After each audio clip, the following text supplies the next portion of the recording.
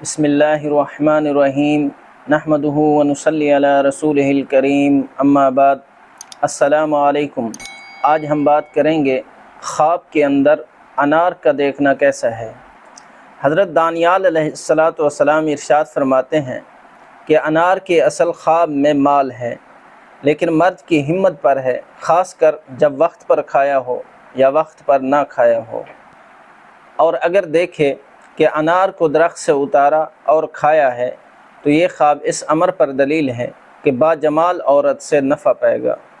علامہ ابن سیرین رحمہ اللہ تعالیٰ علیہ ارشاد فرماتے ہیں کہ خواب کے اندر شیریں انار کا دیکھنا یہ مال کا جمع کرنا ہے۔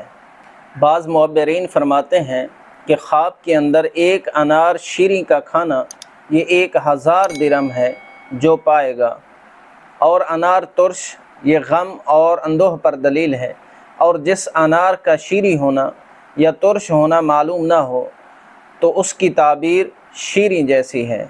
حضرت جابر مغربی رحمۃ اللہ علیہ ارشاد فرماتے ہیں کہ اگر کوئی شخص خواب کے اندر انار شیریں اس کے موسم پر کھاتا ہے تو یہ خواب صاحب خواب کے لیے دلیل ہے کہ 1000 درہم پائے گا یا کم از کم 50 درہم پائے گا۔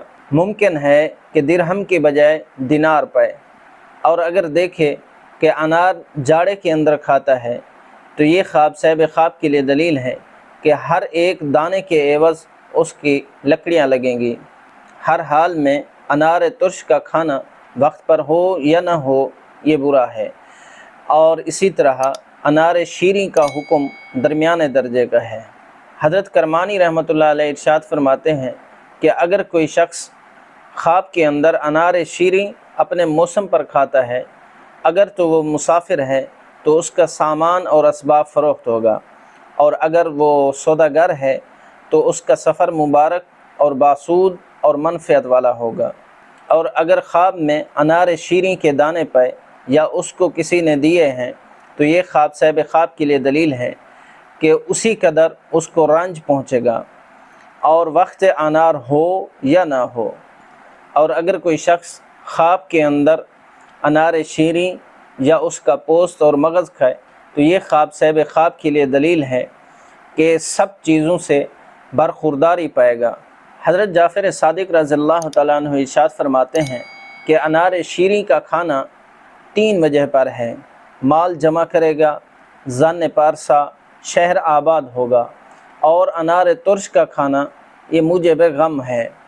حضرت اسماعیل اشعث رحمۃ اللہ علیہ ارشاد فرماتے ہیں کہ اگر بادشاہ خواب کے اندر دیکھے کہ اس کے پاس انار ہے تو یہ خواب دلیل ہے کہ شہر یا ولایت پائے گا، اور یہی حال رئیس کا ہے۔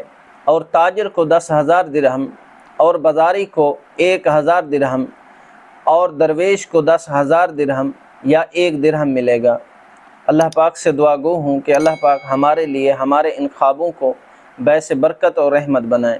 السلام علیکم ورحمۃ اللہ وبرکاتہ۔